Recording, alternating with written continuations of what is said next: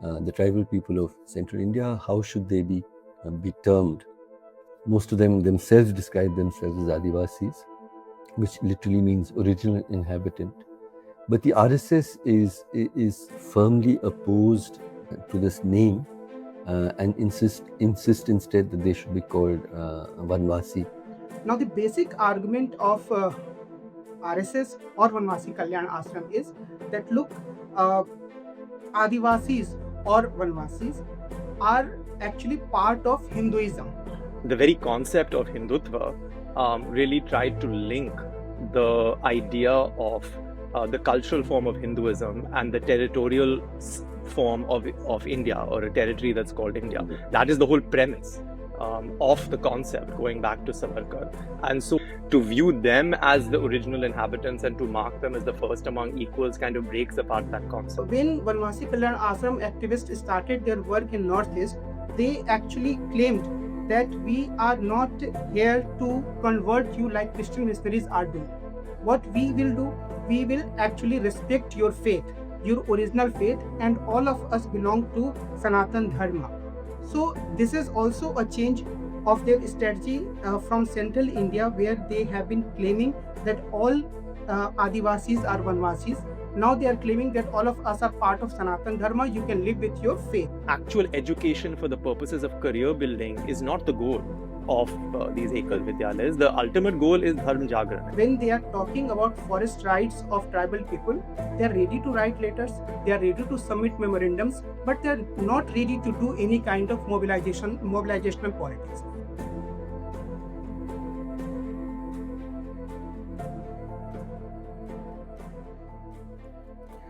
So salam, namaste, zindabad friends. I'm Harsh Mander. This is our second season that I'm recording with Karwan Mohabbat and Himal, Southasian.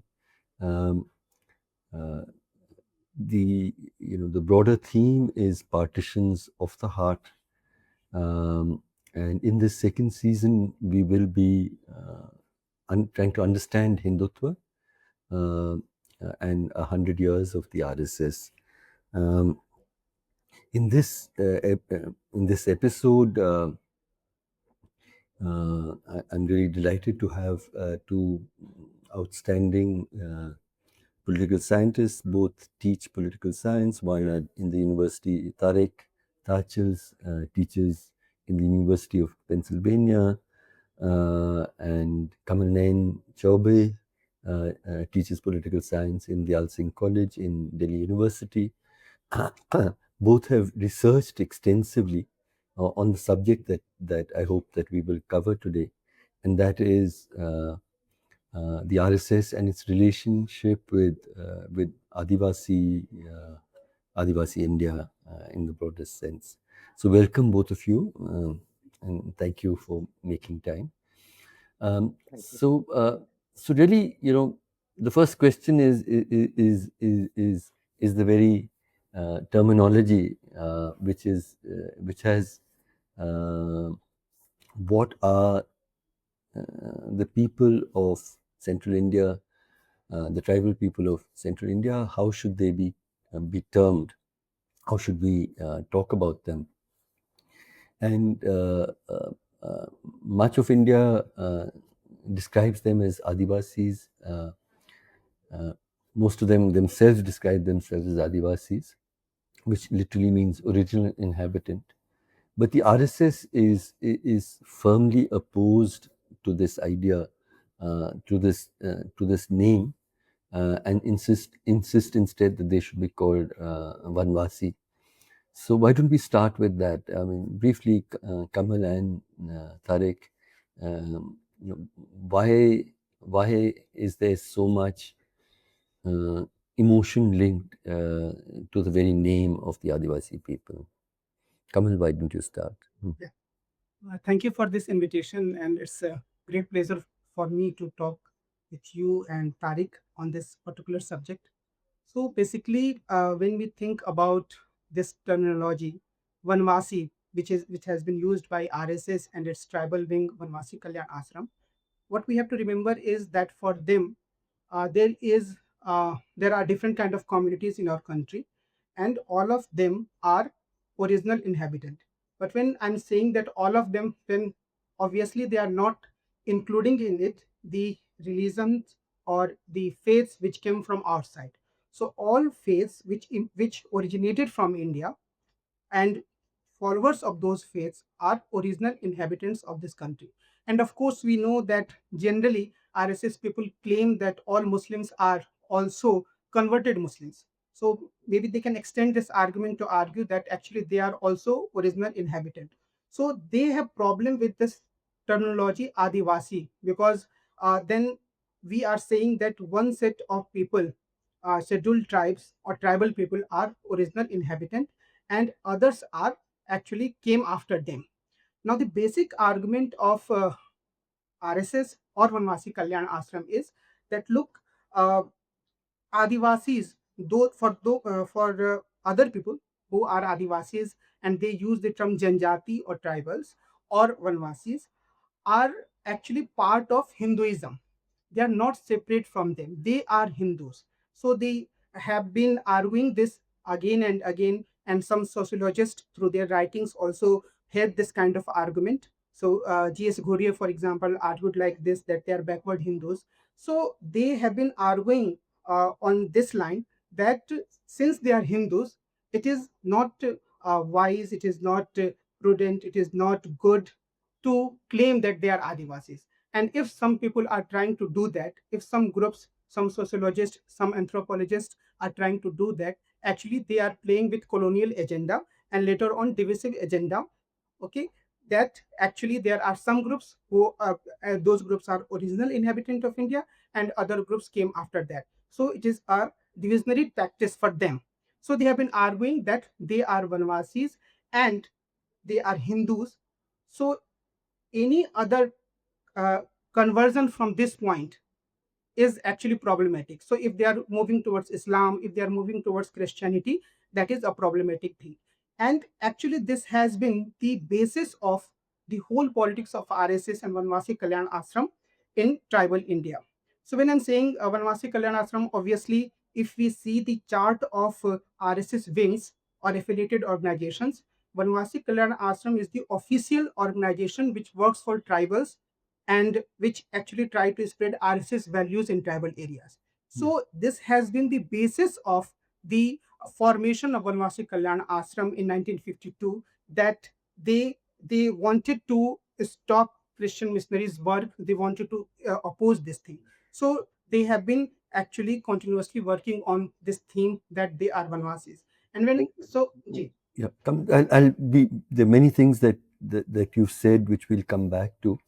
But Tariq, this whole idea that the Aryans were always in India, they never came from Central Asia, and the only distinction between them and the Adivasis is that some lived in the forests and some.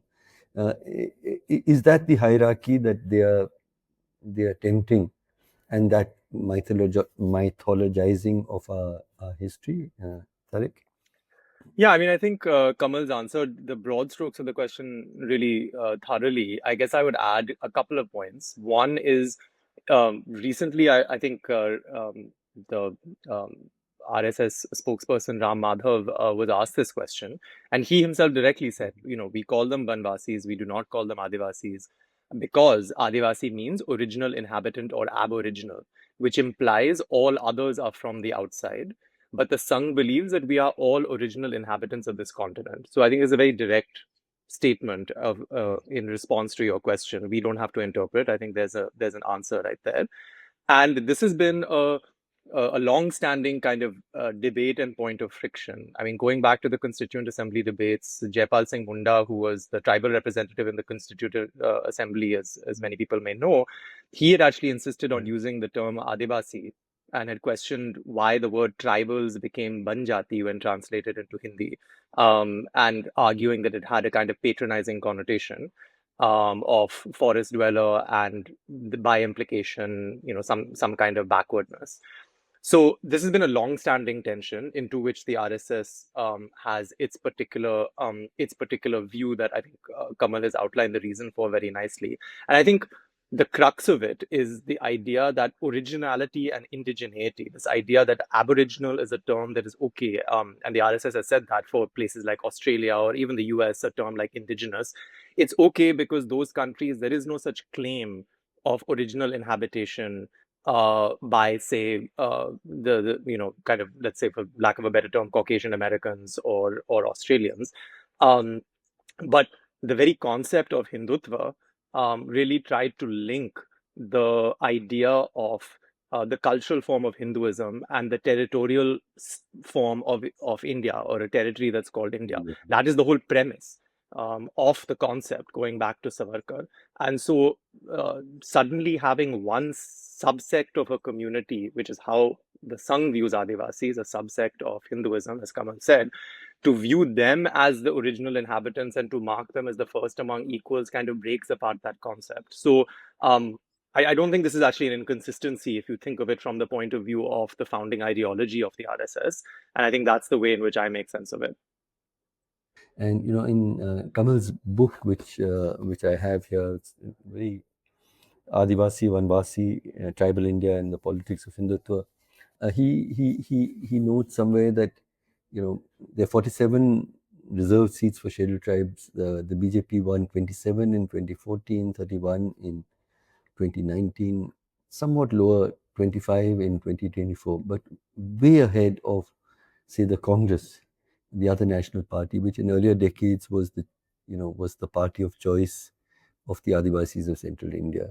Adivasi support has also helped propel the BJP to power in Chhattisgarh, Rajasthan, and MP in recent times. So, what explains Adivasis emerging as one of the most reliable vote banks, if you like to call it, of the BJP and behind it of the RSS, when, as I said, the BJP RSS is associated with the oppressing class in material terms. And also now with the BJP government is also associated with the militarized and repressive response to Maoist insurgencies. The contradictions are stark. How do you explain it? And I know this is the core of both your work. So Tariq, why don't you start? Sure. Maybe what I can do is just maybe set the stage a little bit for this question, because I think the premise of that paradox that you talk about, right? This idea that it's so surprising that Adivasis would emerge as such a strong support base for the BJP in several North and Central Indian states.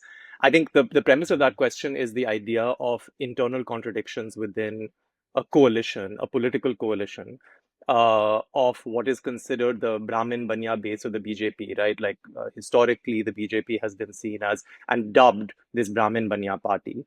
And I think we can situate this, as your question, within a larger phenomenon, which has been the changing caste profile for the BJP, not just among STs. We'll focus on STs, but and among Adivasis, but and scheduled tribe support. But I just want to situate it in this broader paradox, right? What has been happening with support for the party, and I think here it's important um, to kind of note that your surprise was echoed. When I first began researching my first book in 2006-7, which was looking at this, I had seen some data suggesting that this kind of Brahmin Banya label was already outdated, about 20 years ago. And in fact, I began my work just after the 2004 elections, which was the notorious India Shining election that the BJP lost. And many people said that this, the election results was a repudiation of this India Shining slogan by India's marginalized. But I was finding, even as far back as 2004, even in an election in which the BJP lost overall, they were already faring extremely well with Adivasis and even with Dalits in many North Indian states. And this is the heart of the paradox, being able to do so without losing their upper caste base or their privileged caste base. Yeah. And yet, when I talk to scholars about this, even at the time when it was happening, people who are following elections closely said, I said, why are Dalits and Adivasis, especially Adivasis, turning to the BJP? I was told they are not. There was a real sense that this was an impossibility. And over the last 20 years, I think now that is kind of, that idea has been eroded, rightfully so, because it doesn't bear scrutiny. But just to give you a couple of numbers of what we are talking about here when we say Adivasis are a strong support base for the BJP. So first of all, you're right. Privileged caste Hindus have always been, actually, if we have a vote bank in India, it's the most consistent vote bank, and that is upper caste vote for the BJP, which has always hovered between 50 and 65% since over the past 15, 20 years. Even in 2024, about 53% of of privileged caste votes went to the BJP compared to just 14% for the Congress. So that's the gap we're talking about. And this is all data from Lokniti's national election studies, which are kind of the gold standard of kind of survey data on elections, because otherwise we can't really tell caste-wise voting patterns. The election commission doesn't release, obviously, that kind of data. We can tell turnout, but we cannot tell, which castes are voting for whom. So I'm relying on that survey data, just so you know. So even as upper castes have remained this very consistently behind the BJP, they are a dwindling share of BJP's support, by which I mean in the early days of the BJP, even as late as the mid 1990s, most of the BJP's support came from upper castes. Now, upper castes are only about 20% of overall BJP support.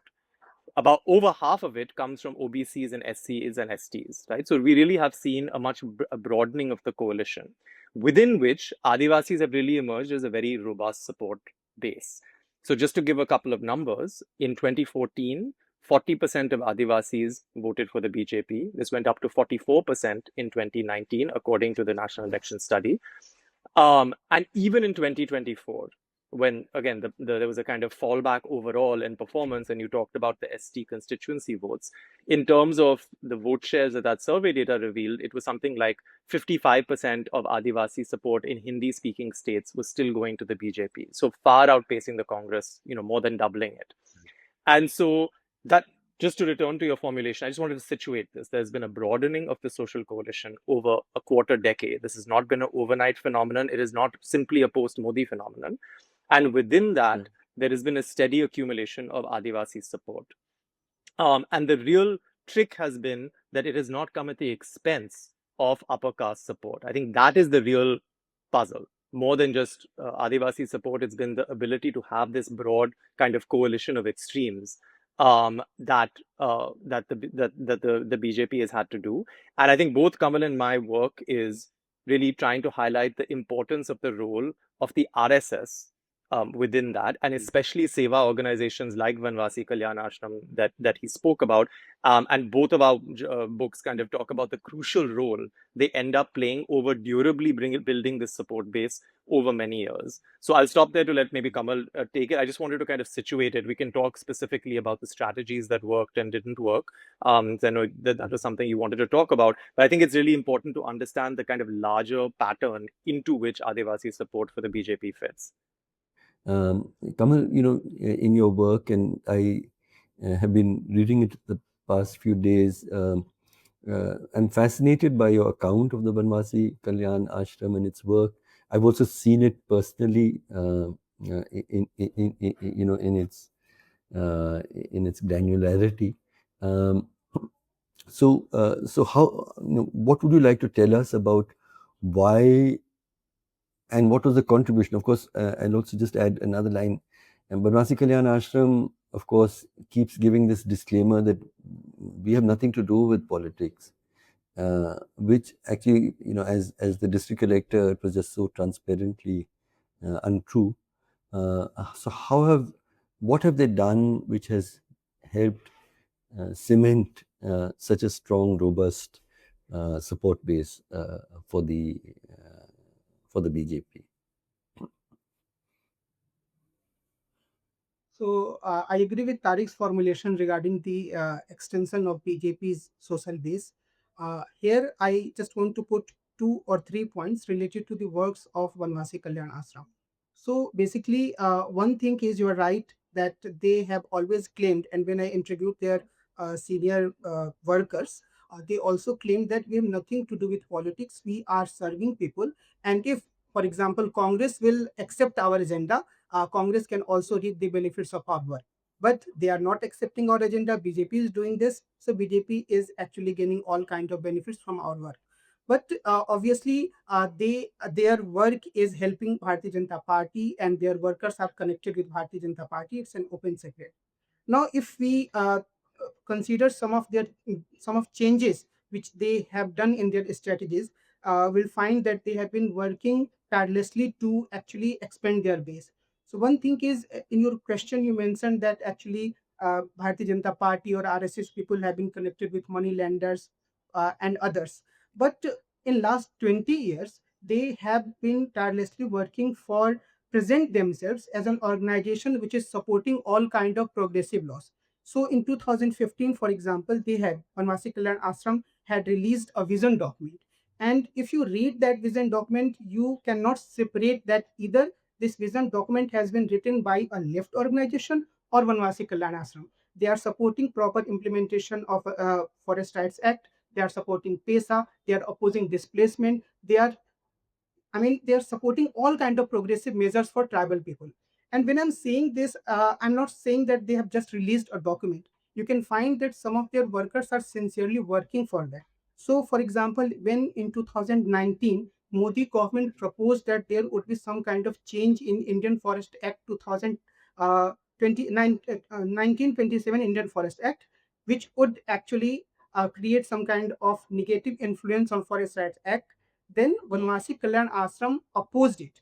They wrote later to ministry. They organized some meetings, actually their own meetings, not public meetings, against it.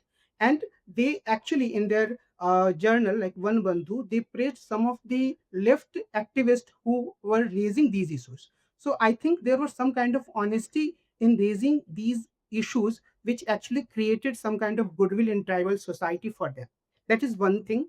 The second point is that they also change their strategy when they move from one area to another area. So, for example, these days we hear the term Sanatan Dharm again and again. But when Vanvasi Kalyan Ashram activists started their work in Northeast, they actually claimed that we are not here to convert you like Christian missionaries are doing. What we will do, we will actually respect your faith, your original faith, and all of us belong to Sanatan Dharma. So this is also a change of their strategy from central India, where they have been claiming that all Adivasis are Vanvasis. Now they are claiming that all of us are part of Sanatan Dharma. You can live with your faith, which is not actually, we can find some kind of contradiction in their about their views on Sarnapur. They are not ready to accept Sarnapur. That is a different issue. I will discuss it later if a question will come. But my point here is that they have changed their strategy. And you can find that many BJP leaders from Northeast have actually gave statements like, we eat beef and no one can raise any question. Kiran Rijiju gave a statement like that. So my point here is that they never questioned such a statement from BJP leaders. So the second point I'm trying to make here is that they have been flexible in their approach to help Bharatiya Janata Party. The third thing is that though they have been claiming that actually all tribal people are Vanvasis, we can find that they are ready to accept their diversity. So you can find that BJP and RSS have been continuously supporting UCC, Uniform Civil Code.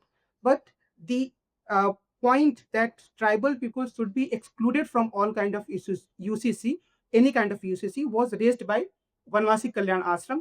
Later on, Home Minister accepted it, Uttarakhand government accepted it, that okay, tribal people will not be excluded in Uniform Civil Code. So what I'm trying to say here is that actually in last 20 to 25 to 30 years, they have tried to capture all kind of space created by progressive politics of many other tribal organizations. But after saying all these things, I must say that there is a limit in their politics. When they are talking about forest rights of tribal people, they are ready to write letters, they are ready to submit memorandums, but they are not ready to do any kind of mobilizational politics. And of course, they, since they have faith on a notion of nationalism, they are not going to question any displacement due to Salva kind of thing. In fact, they supported Salva kind of thing, which created displacement for many, many tribal people. So we can find some contradictions and limitations in their activities too, but they have been successful in creating an aura that actually they have been working for all those issues which have been raised by other organizations, apart from their service works, about which we can discuss later. So, Kamal, I'm glad that you gave that last caveat.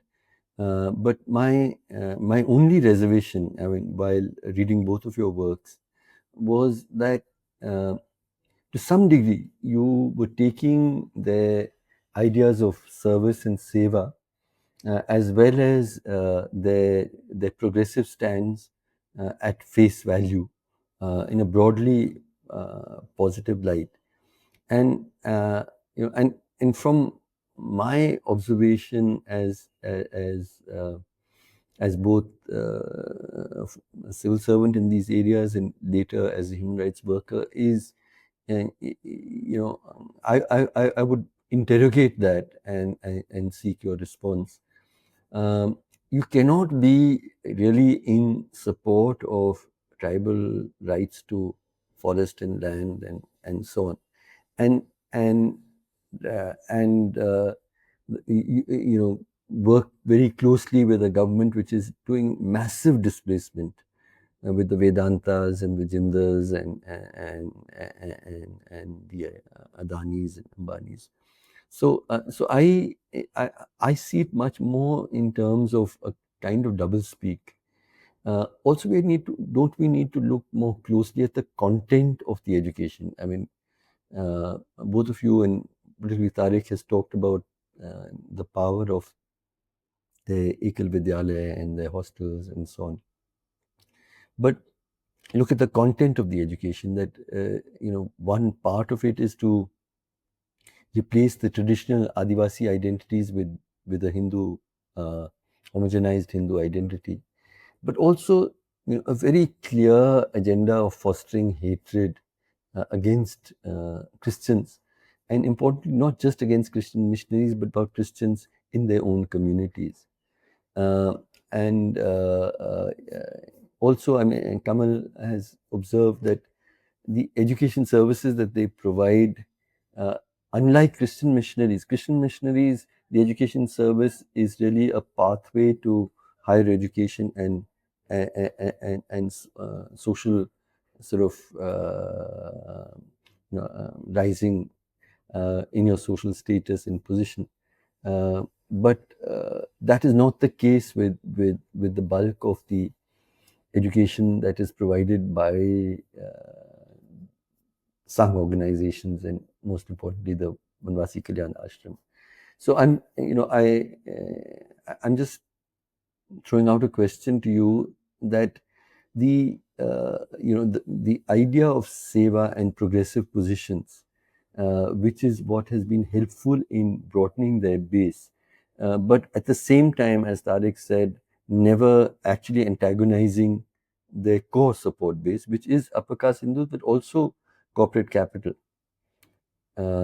So shouldn't we be more critical in our evaluation and description of seva and pro forest rights kind of positions? Tariq and Kamal. Yeah, I mean, let me maybe reframe this in terms of.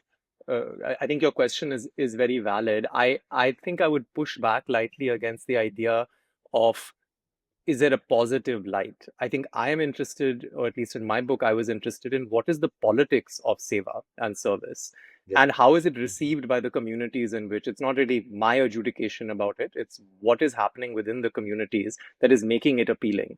Because for me, one of the big blind spots was the idea when I talked to a lot of researchers, they were so dismissive of the work that and dismissive without really understanding the nature of the work Vanvasi Kalyan Ashram was doing. And that was what was creating a blind spot in being able to even countenance that they would have success.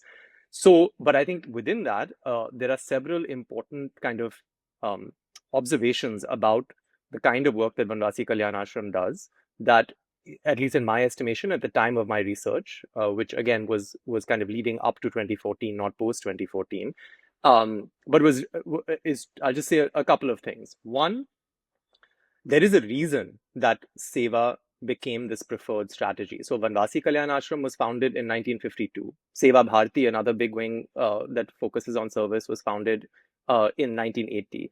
So these organizations have been around for a long time, but it was really in 1990s that they've experienced massive growth. Okay, so it's not that these organizations, even Vanvasi Kalyan Ashram, has been around for many decades, but it's really had this explosive growth in terms of the number of chapters, activists, etc., from the early 1990s onwards. And in my book, I argue that there's a political reason behind that, which is that the kind of success that the Sangh has had in kind of recruiting support from Adivasi communities and Dalits and broadening its social coalition more generally is not something that happened just kind of with Machiavellian genius. It was a process of trial and error. There were many strategies being tried, many of which failed. So in my book, I outlined that actually communal agitations helped the BJP kind of catapult from obscurity to prominence in Indian politics, but did not, by the leadership's own admission, help them with these constituencies. Social engineering, the kind of K.N. Govindacharya strategy of changing the caste profile of candidates faced immense backlash because it was going to displace upper caste candidates. And this, Govindacharya himself told me in an interview, was the kind of architect of this approach within the BJP. And so Seva was very appealing precisely because it could kind of be outsourced to the RSS, allowing the BJP to kind of cater to its elite constituencies, both in terms of its policies and at its candidate profiles. And so there was a massive expansion of Seva. And the whole goal of Seva, including for Vanvasi Kalyan Ashram, and not just me, but others who have researched this topic, Nandini Sundar, Peggy Frorer, when they've done this research, um, they are quite open about the fact that actual education for the purposes of career building is not the goal of these Ekal Vidyalayas. The ultimate goal is Dharm Jagran, and they will say that. So this is not me ventriloquizing for them. But one of the reasons that they found Seva to be very effective is actually going in with overtly ideological agendas to civilize or to kind of reform Adivasi communities in previous generations had not worked. They had not been well received, at least in the areas in which I was doing my research in Chhattisgarh. Versus when you come in with Seva, and a Vanvasi Kalyan Ashram activist told me this, that everybody needs that kind of help. And so they will allow us to be part of their community, and over time and our effort, they will allow us to become kind of members of the community and actually have their ear. And I think the ideas, these were low cost services. These are often done by people who themselves are not very well off. But I think that the thing that is very important there is to realize that, and this is where I don't subscribe, for example, to the idea that there's some kind of false consciousness or complete manipulation, because I think that reduces Adivasi communities to somehow dupes or people who are not complex political subjects. And I think what we have to understand is, as low cost as it was, the sheer effort and regularity. When I asked Adivasi families who sent their kids to Vanvasi Kalyan Ashram schools, or went to see the doctor that would sometimes come and do rounds, what they would say is just the fact that there is regular provision, the idea that this teacher will be there, was something, it was much more than some kind of larger vision of the pedagogy, was what appealed to them. And I think that was a great indictment about the abysmal state of public education, which also not just the BJP, but the Congress, which had ruled for many years in those areas, bears some of the blame for. And this kind of taking for granted this quote unquote vote bank, and having is what allowed this strategy to work. And the final point I'll make on this, just to your point, is absolutely the content matters. In my book, I was actually really focused on the adults because I was interested in voting. I was looking at the parents. And what I found is that, ironically, the parents were not being very ideologically affected. So, by which I mean, even though they were very grateful for these services, they may even start voting for the BJP. But we didn't see a shift in their support for kind of core Hindutva platforms, for example.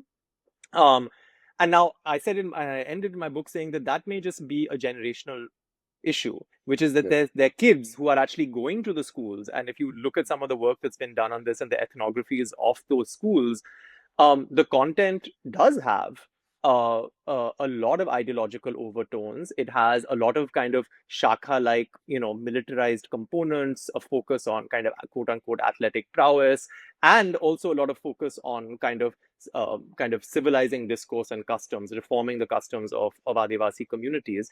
And the, you know it was a kind of an open question about us are the students going to in kind of actually imbibe all of those teachings and then try and kind of either reform, quote unquote, try and pressure their parents, or themselves have that kind of ideological switch.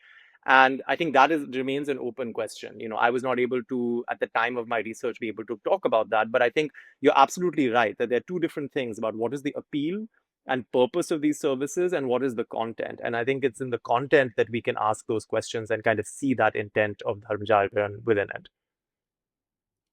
Yeah, Kamal, that's a really thoughtful answer. You've sort of gone into the field more recently and looked closely at these questions. My problem with the RSS interventions in Adivasi areas is not simply that they're so cynically utilitarian. You might talk about seva, but they're there for a very particular purpose of creating a social and political base for their Hindutva agenda, but also that it is sort of these communities. I almost hesitate to say it because it sounds romantic, but I've worked very closely with them for almost 2 decades, and they're clearly the most civilized communities that I have in many ways have encountered in the country in terms of their value frame, and which is based on cooperation rather than competition, which is based on on non-acquisitiveness, on helping each other, on truth and so on. I worry really about what this whole intervention is doing to a whole value system of the Adivasi people, and what is the impact of an ideology which you can agree with or disagree with. I transparently don't, but what it will do to a society which is built on a very, very different set of values. Um, yeah, just some thoughts about that, Kamal. So, firstly, I agree with your formulation that there is need to see all these seva works more critically. Uh, and what we have to remember is that the basic idea behind the formation of Vanvasi Kalyan Ashram was to counter Christian missionaries. There was no doubt in the mind of RSS people. Pulvarkar sent Ramakant Deshpande to form this organization, and he worked with this idea that I'm going to start with 100 schools, and in all those schools he actually employed people who had some kind of body power or bodybuilder kind of people. So they were not teachers, they were bodybuilders, and the agenda was to counter Christian missionaries. So we can easily find that they are not doing anything important, so that they are doing important things, but they're not doing anything unique. They're just copying Christian missionaries. So they are doing all those works which Christian missionaries have been doing from many decades or hundred of years. So their idea is that since Hindus and Vanvasis are same, and Christian missionaries are converting them through their seva works, we need to provide seva works to these people so that they would not convert. So we can find that gradually they expanded their works. And we can also find that historically, actually, they were working with this idea that there is an idea of nationalism, we can say extreme nationalism, jingoism, and they were working with that. So you can find in the documents of Vanvasi Kalyan Ashram that they have very proudly mentioned this thing, that their first chief Ramakant Pandey, who founded this organization, went to a village of Christian Adivasis and told them that you people have to say Bharat Mata ki Jai, and if you will not say that, I will beat you with this stick. And then conclusion it that those people started to chant Bharat Mata ki Jai. So extreme nationalism kind of thing were there, and as you mentioned in your question, that actually they are polluting the mind of simple thinking tribal people. So they have some kind of respect for that too, at least some activists. But largely in their schools, and their the way they are trying to teach them different kind of things about Hinduism, we can find that actually students who are coming out from those schools have too clear understanding about their nation, or the nation state. One thing is that extreme nationalism kind of thing is good, which is the agenda of Bharatiya Janata Party. And other thing is that, at least I'm talking about Jharkhand, where I met to some school children, okay, 7 8th class school children. The second point is that they have many problems in their society, and those problems were created by Buspetias, those people who came from Bangladesh, or Muslims, and converted Christians. So they are trying to put these ideas to in the minds of students. But I wanted to come really to this creation of the enemy, and up till very recently, it was the Christian missionary and the Christian Adivasi. The Prime Minister sort of launched very strongly in the 2024 elections with this idea of the Muslim being the other enemy, coming in and taking away your lands and women and so on and so forth. And the recent announcement in his statement in the August 15th from the Red Fort, again about infiltrator Ghuspetia, dog whistling for Muslims. So Muslims are a new entrant, but the Christian has been the enemy for the RSS in Adivasi areas for a long time. The allegation is that Christian missionaries are converting massive numbers of Adivasi people with bribes and with intimidation. When the data of every census shows that there hasn't actually been an increase in the population of proportion of Christians in the larger population. But there are societal consequences, and within Adivasi communities now, there's bitter, even violent opposition to Adivasi Christians. I work with lynching survivors, and I've seen in Jharkhand, for instance, where the non-Christian Adivasis lynched this man very, very cruelly on the ground that he was having killed a cow, which he hadn't done. So I'm just, wanting to reflect a little bit on the consequences of the work of the Vanvasi Kalyan Ashram, or as you're saying, okay, you've created another organization and then you've created yet another organization. But it's part of the larger Sangh agenda, this deep tearing apart of Adivasi communities on the basis of who has converted and who has not, and what are the consequences, the lived consequences of it in Adivasi communities, Tariq and Kamal. Yeah, I think, to begin with your first point, which you had mentioned earlier as well, about the differences in the kind of education provided by Christian missionaries and the Vanvasi Kalyan Ashram. So, to just buttress Kamal's point, I found that there's a very clear kind of um, statistical relationship between where the Vanvasi Kalyan Ashram operates and the presence of Christians and Christian missionaries, not just the founding of the organization in Jashpur, but even more broadly. And I think the two differences are, so it's very much a strategy of mimicry, as Kamal said, but there are two differences. One, the scale. So Christian missionary organizations are more centralized and of higher quality, in terms of the range of services they provide and the depth of services they provide, but they are also in specified spots. The Vanvasi Kalyan Ashram approach increasingly went into villages themselves and into installing um, activists in the village to provide much lower cost and lower quality services. I think what maybe where the difference is coming is that we are trying to analyze what happened, right? What actually happened. And I think that I I am a little bit more skeptical that there has been a soul change from the point of view of Adivasi communities. I have seen Mhm. it as much more uh, a kind of difference in the appeal of these services, right? So if you are proximate to a Christian missionary kind of hospital or school, you may choose to enroll your child there as a Adivasi, but that option is often less available to you because the scale of what Vanvasi Kalyan Ashram ended up doing when they ramped up, I think Okay. in many ways dwarfs what is available.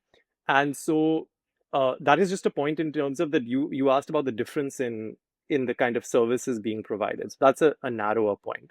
I think the broader point that you're making is correct, that there has been a polarization, and we can see that, it's very hard, again, as a social scientist, it's very hard to sometimes measure. We can say polarization or we can mention an incident, but what we can track, for example, is that there has been a kind of splitting of the Adivasi vote between Hindus and Christians.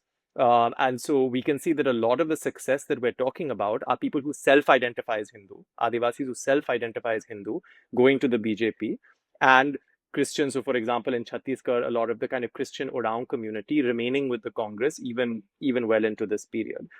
And that political reality is also a social reality, right? That political fracturing can kind of enable a social fracturing, and vice versa.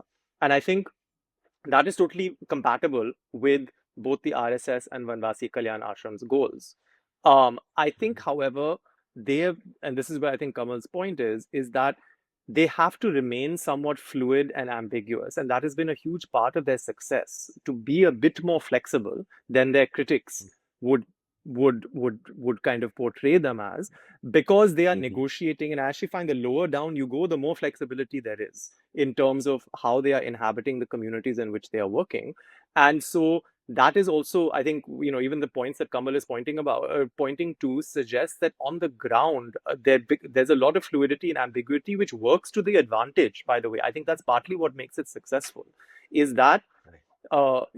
even this relationship with politics. Yes, the official line is we do seva, not politics. But many activists say that, our role is to jhukao them, apna taraf jhukana hai, right? We're not going to say that we are a party worker or a karyakarta, but n number of Vanvasi Kalyan Ashram teachers would do work, and I report this in the book, like spreading rumors against rival candidates, right? Which is more subtle work, often divisive work and polarizing work. But the key to its success was it was coming from a supposedly apolitical and neutral source, right? And so that is, I think, the kind of subtleties that we're getting to here, that make the strategy more effective than some of the more doctrinaire approaches. And there were kind of complicated relationships. So some of the Vanvasi Kalyan Ashram workers I talked to had a critical view, for example, of the Bajrang Dal's efforts. And, there was still the echoes of the Graham Staines, the Australian missionary Graham Staines, the murder of him and his two sons in the 1990s. And that still resonated, and in many ways, the ashram workers were saying that, it didn't really help us. That was a kind of a hindrance in some ways to our work, because we like to have this kind of gradual approach that we think is more durable. Now, that is the view of some of them. That may not be the view of all of them, right? These are the kinds of complexities um, that I think Kamal is kind of talking about, and that we are kind of outlining here.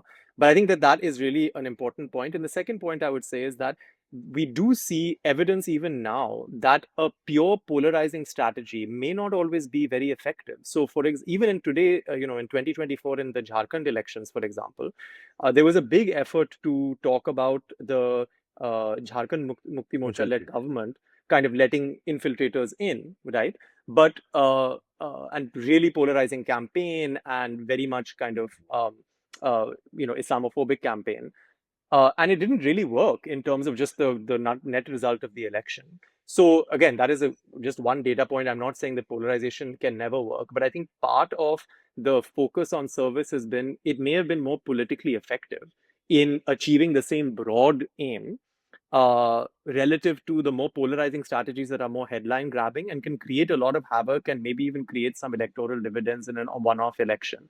But just as often, they are often also rebuffed. So I don't think we can easily kind of conclude that these strategies will always work. And I think, there's a larger conversation about the kind of pivoting to Muslim infiltrators from a kind of Christian targets that have historically been the kind of focus of these organizations, even in places where Christian missionaries are active. I think there's a general reformulation to both Muslims and the idea of the infiltrator or the kind of illegal immigrant as the kind of lightning rod, and that has been a relatively I mean, it's long standing, but the kind of upping of the volume of that has been relatively recent, and it has kind of shifted a little bit of focus, which I think is interesting. So the point is, I agree with most of the point made by Tariq. The one thing we should remember is that this is the creating other or internal enemy is the core of RSS ideology.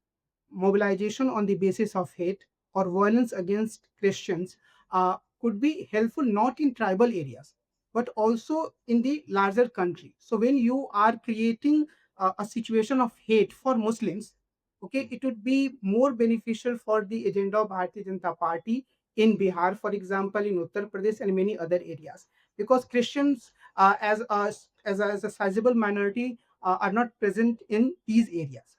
Now, you can find that actually the agenda of Ghar Vapsi or reconversion is also there in the works of RSS, not formally but informally. So I mentioned one organization, Janjati Suraksha Manch. There is another organization, Dharm Jagran Manch, and it was formed by the son of Dilip Singh Judev, Prawal Singh Judev.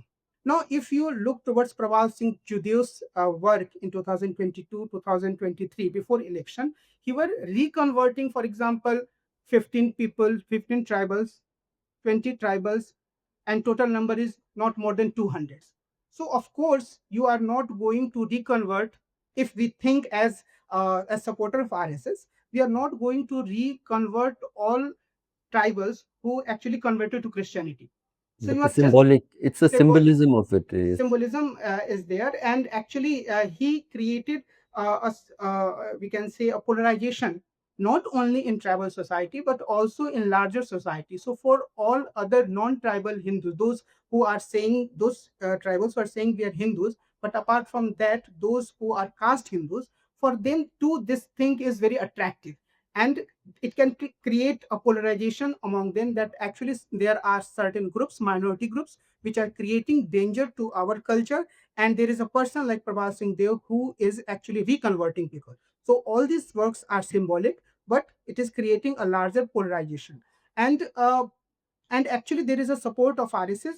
There should be no doubt about it, because Mohan Bhagwat himself went to Jaspur to unveil the statue of Dilip Singh Jude before the Chhattisgarh Assembly election in 2023. So there has been a clear nexus between these organizations. So my point here is that actually we can find that they are working on many fronts. So Seva is one, supporting or appropriating many progressive issues is another, and then polarization is the most important, at least for sometimes, is also there. Now the important thing which I also want to mention here is that actually there are different voices in tribal India. So we cannot say that actually RSS and Vanvasi Kalyan Ashram is the predominant voice. So for example, we can think about Jharkhand assembly election and Lok Sabha election in Jharkhand too. BJP lost all 5 seats reserved for scheduled tribes. And in legislative assembly elections, it lost all seats except one won by Champai Soren. And similarly, in Rajasthan, we can find that there is a new organization, Bharat Adivasi Party is emerging. So I think there are different voices in Adivasi areas, and they are actually presenting a different model of tribal life or tribal aspirations than Vanvasi Kalyan Ashram and RSS. And they are actually, RSS is facing a very competitive kind of situation there. So one thing is that obviously, due to the work of RSS and Vanvasi Kalyan Ashram, we can say that in tribal areas, BJP has or RSS has created a base for itself, but it is not, we can say, without any kind of question, without any kind of competition, it is not totally hegemonic or dominant, neither hegemonic nor dominant. So there are many other voices, and they are questioning, they are countering them, sometimes successfully, some other times unsuccessfully. But Tariq, wanted to give you the last word with this question. Do you see a future for resistance by Adivasis on on on their issues, the question of Adivasi identity, of Jal Jungle Zameen, land, water, and forests, and the rights within them? Can you see that direction, which will also affect their choice of political parties in the future? Or do you think that the success of the BJP and the RSS to win the hearts and minds of the Adivasis is an enduring project? Yeah, thanks for that question, Harsh. And yeah, social scientists opine about the future all the time. We're just not very good at actually predicting it. So whatever I say will probably be incorrect. But with that caveat, Yeah. um, I mean, I think that the way I think about that question is there is already, and I think Kamal touched on this very nicely. I don't see this as politically successful as it has been. I do not see it as something that is ideologically hegemonic uh, in Adivasi communities. I think we see a tremendous diversity of political currents in these communities, as we should expect, as we see in any part of India, right? That we can see almost the full ideological spectrum has shoots. The question is, what form will those shoots grow into, and what will the link be to some form of, uh, let's say in this case, in your question's case, electoral politics, right? So it may take the shape of a social movement, it may take the form of a particular kind of civil society organization, or it may take the form of something that either becomes a political party, even a fledgling political party that is really trying to just exert pressure, or some kind of body that forms as a lobby within a larger political party. And I think, to me, the first point that there are many, many currents that are very live in terms of the questions of jungle and zameen, not even just in that formulation, but just as separate issues. I think that's already been true, and that's been true even in this period of accumulating dominance that we've been analyzing. I think that is those currents have always been there. I think the pity has been that other kinds of, just in terms of the pity for a kind of the health of the democratic political system, is that you would love to see more evidence of mainstream political parties finding creative ways to harness those energies and to build upon those energies. And that often requires an organizational presence that parties like the Congress certainly don't have, and many other parties also do not have, and do not always seem particularly interested in um, developing. So I think I'm the place where I see less potential is been that I still have not heard a great deal of imagination on the part of mainstream political parties in India, with some exceptions that are kind of state level and state based, like the Jharkhand Mukti Morcha. Without those exceptions, um, on how to harness these energies or how to kind of develop their platforms to accommodate these energies. And I think that in some ways, incumbency and sustained incumbency, a lot of when I was doing my work, the BJP was an oppositional force. It is now, and for a lot of the time that Kamal's been doing his work, it's been an incumbent force. And incumbency brings a lot of advantages, obviously, as we know, in terms of kind of money, power, and other things. It also brings some disadvantages because you now have to, you are also responsible for sets of policies, and you cannot evade responsibility for things that are unpopular. So there are tensions that are present, within what the BJP is doing, and in government, and what the kind of messages that maybe a place like an organization like Vanvasi, Kalyan, Ashram might want to spread. But the question is, are those divisions and those differences going to be exploited by oppositional political forces or not? And there, I think the part that's been remaining has been the kind of lack of imagination of political parties, not the fact that Adivasi communities themselves are devoid of those energies, as they have always been, whoever has been the incumbent. And so I think that is where I would kind of answer the question. Yeah. So thank you, both of you. That's been a fascinating conversation. I think understanding the trajectory of the rise of the BJP in Adivasi areas, although both their social economic character and their policies often move in the opposite direction of Adivasi interests. This fascinating rise by substantially by a project of seva, but also seva which mimicked the Christian missionaries. I think in form, but not truly in spirit. But that's my opinion. But I think what both of you have talked about is that there are multiple streams that are responding to the crisis of the existential crisis of the Indian Adivasi. Their survival is more threatened than probably of any other community, and their close sort of kinship with the RSS might not endure, in the face of all of these contradictions. But let us see where the coming decades takes the Adivasi and takes the RSS in its relationship with the Adivasi. So thank you so much, Tariq and Kamal. It was wonderful to have you both. I wish soon enough we have a time when we can get into the same room and share stories. I have some stories to share based on your research as well. Okay. Thank you. Thank you so much.